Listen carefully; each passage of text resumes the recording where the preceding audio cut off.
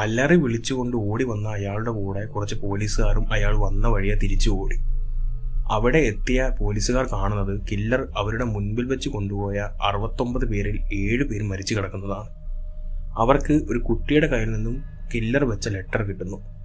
ദൂരെ പോലീസ് ബസ്സിന് അടുത്തായി നിന്നിരുന്ന അജയൻ എങ്ങനെ അയാളുടെ ഫാമിലിയെ കണ്ടെത്താം എന്ന ചിന്തയിലായിരുന്നു. അപ്പോൾ കില്ലർ അയാൾ എവിടേക്കായിരിക്കും അവരെ കൊണ്ടുപോയത് എന്നാണ് അജയൻ ആലോചിക്കുന്നത്.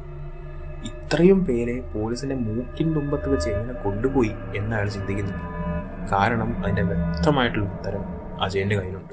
വേറെ ആർക്കും അറിയാത്ത, അജയനും അയാൾക്കും മാത്രം അറിയുന്ന ഉത്തരം. പക്ഷെ കുറ്റബോധം അജയന് താങ്ങാവുന്നതിനും അപ്പുറമായിട്ടുണ്ടായിരുന്നു.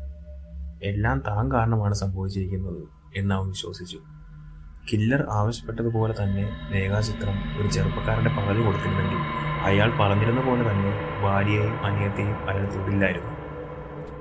പെട്ടെന്നാണ് അവിടെ കിടക്കുന്ന പോലീസ് ബസ്സും അജയന്റെ തൊട്ടടുത്തുണ്ടായിരുന്ന ഒരു വീടും ചെവി തുണച്ചു പോകുന്ന ശബ്ദത്തിൽ പൊട്ടിത്തെറിക്കുന്നത്. അജയൻ ആ ഇമ്പാക്റ്റിൽ തെറിച്ച് ദൂരെ പോയി വീണു. വേദന കൊണ്ട് അവൻ പൊളഞ്ഞു പോയി. അവൻ പതിയെ എഴുന്നേക്കാൻ ശ്രമിക്കുന്നതിനിടയിലാണ് അവന്റെ പോക്കറ്റിൽ നിന്നും ഒരു കത്ത് നിലത്ത് വീഴുന്നത്. അപ്പോഴേക്കും പോലീസുകാരും ഓടി അവിടേക്ക് എത്തിയിരുന്നു. അവന്റെ കയ്യിൽ നിന്നും ആ നോട്ട് പോലീസുകാർ വാങ്ങി വായിച്ചു. അതിൽ കൊടുത്തിരിക്കുന്ന പോലെ അവർ എല്ലാവരും അതിൽ പറഞ്ഞ സ്ഥലം ലക്ഷ്യമാക്കി നടന്നു.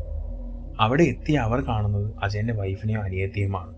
അവർ അവരുടെ ദേഹത്തുണ്ടായിരുന്ന ബോംബ് പോലത്തെ ഡിവൈസ് ഡീആക്ടിവേറ്റ് ചെയ്യാൻ ശ്രമം തുടങ്ങിയപ്പോൾ അടുത്തായി നിന്നിരുന്ന അജയന്റെ സൈഡിലേക്ക് ഒരാൾ വന്നു. കില്ലർ.